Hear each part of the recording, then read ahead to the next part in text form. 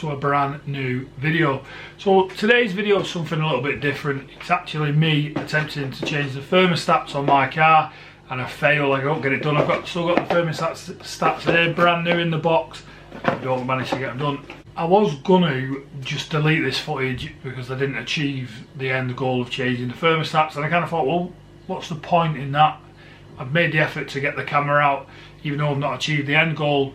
It's worth sharing because it's mistakes that I made along the way, that you won't make these mistakes that I made. And equally, you might be able to help me out and point me in a direction to achieve the end goal, because the thermostats on the car still need replacing, because I've still got the new ones brand new in the box here. So I thought I'd share this footage with you anyway, because it is a journey that we're on in it, and I thought I'd share it with you for that reason. So I hope you enjoy the footage, and hopefully you can point me in the right direction. I can get these. First thing we need to do is get underneath the car and get this under trail. So that's what we're going to do now.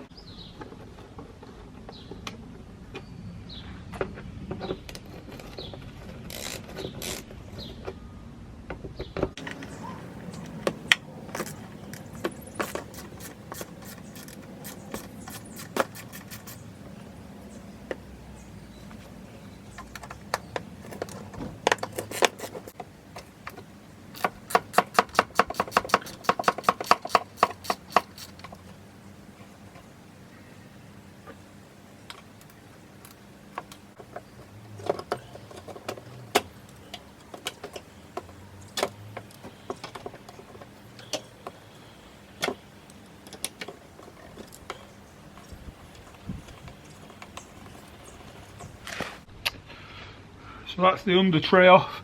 The next bit, just in here, which I'll show you, there's a panel, another bit of tray that I need to get off.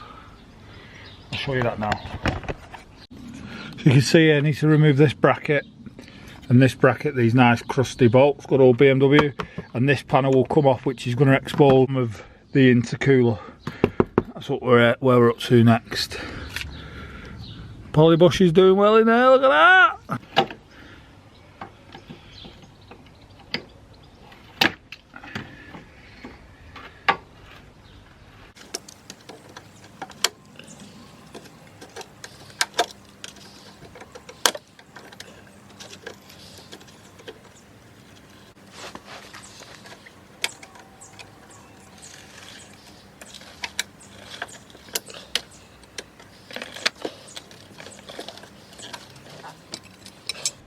Another rusty one.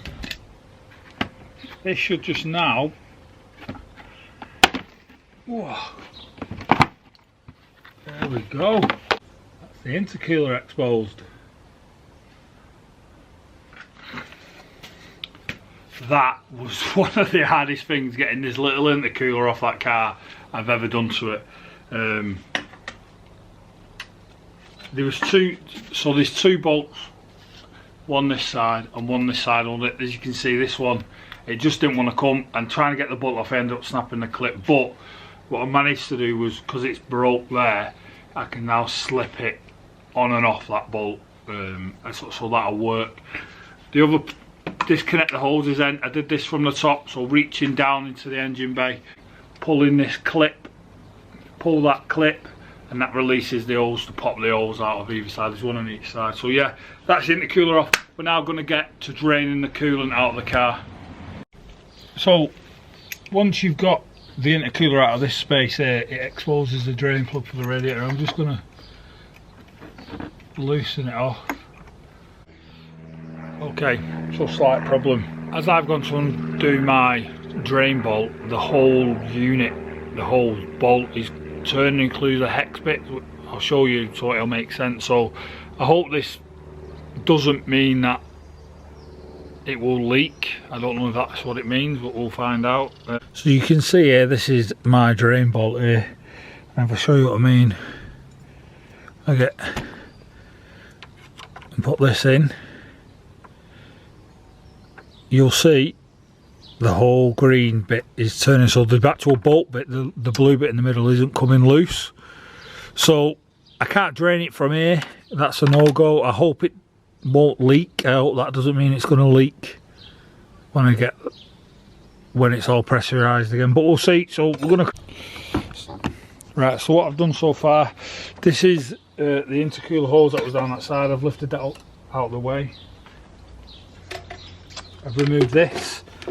This was just in here, in front of my airbox. I've removed that for accessibility. What we're going to look to do now is get the EGR cooler off, which is this bit here. There's two TX45 holding that on, and this is a thermostat on the top, and there's a thermostat just behind, so try and get this off.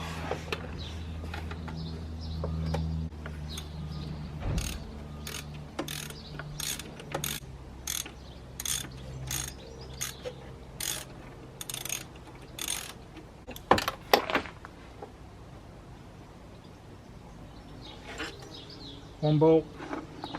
Bit of WD never goes amiss, does it?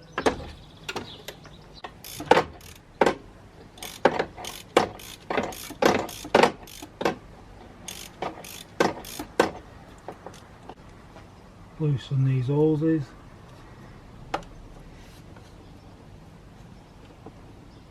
So I'm going to strip the rest of it down and try and drain the coolant another way by taking a hose off the radiator, doing it that way, but I'll show you what I mean. So I hope you enjoyed that footage.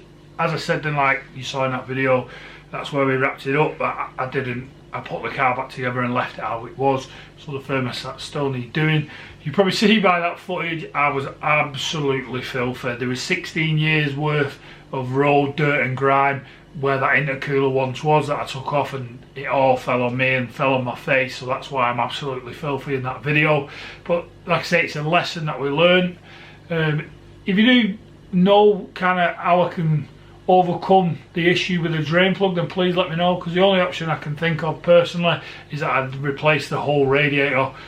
I don't really want to do this because the radiator is functioning fine. It's not got any damage anywhere else other than this drain plug, and the drain plug equally isn't leaking, so it'd be a waste of 60-70 quid to replace a radiator just for a drain plug. So if you're out there and you know how I can do this, then please let me know.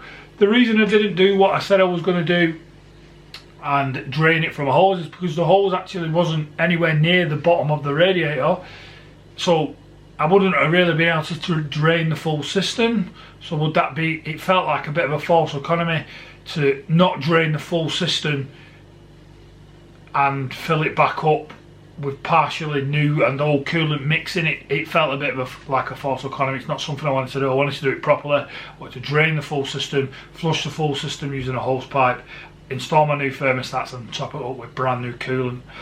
But it's a journey that we're on, and I thought I'd share it because not everything goes to plan, and sometimes we fail when we try and do things. So I hope you enjoyed this video. If you did, remember, comment down below, point me in the direction we need to get this fixed. Make sure you give this a thumbs up, and please subscribe to the channel for plenty more videos. Thank you very much for watching.